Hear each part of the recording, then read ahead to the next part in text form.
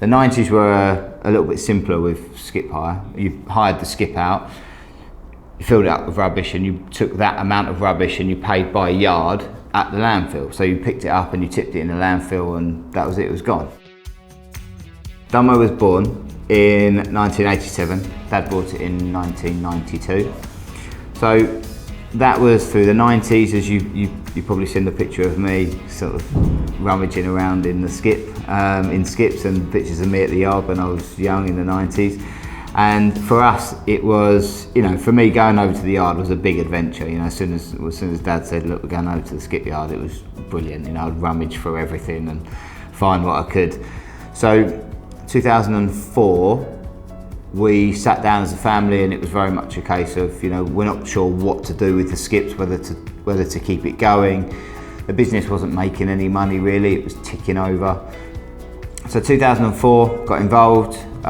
First thing we did was speak to a few machinery companies, went out all around the country and learned what other yards were doing. Early 2005, we had our system delivered by Blue Machinery, which was a trommel system and picking station. And we went into the Broomfield Hospital. Broomfield Hospital were making doing a new PFI project. It was a £200 million project back then, which was a massive project for us. And because I was young and keen and we'd just got this new system in, they were really eager to speak to us, and they could see the energy. And I just remember them, when we won it, they said, we're gonna take a bit of a punt on you, and we're gonna go with you. And I learned a lot from that experience and from that process of getting a new large corporate customer on board. Between 2005 to 2008, just working hard, long hours every day, 6 days a week, sometimes 7, just to get the business profitable. And then at business coaching, I met Ed, my business partner now, and we kind of gravitated together really, because we were the two that every 90 days for about a year, actually what we said we were going to do, we did. Our strengths fit very nicely. We both got masses of respect for each other, and we were both it's like a brother relationship really. We then got together and we looked at the business that we had in front of us, and that was the waste management, or the skip hire company at the time. And we looked at it and we thought, what a fantastic opportunity we've got.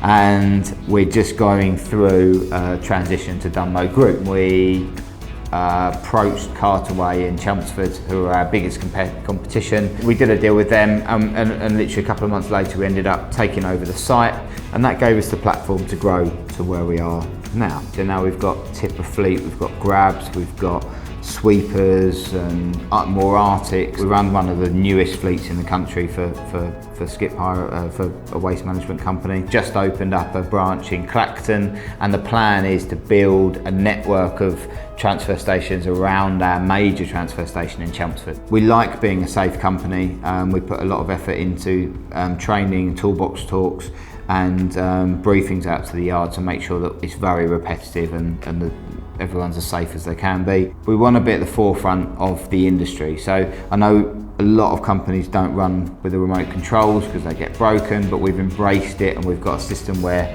we swap them out as and when they get broken. We just accept that they will do, but we strive to get an amazing customer service. It's inbuilt into me and Ed that our customer service is flawless. If you read some of our reviews, we do stand out, and that's what I want to carry on doing, and that's what we love doing.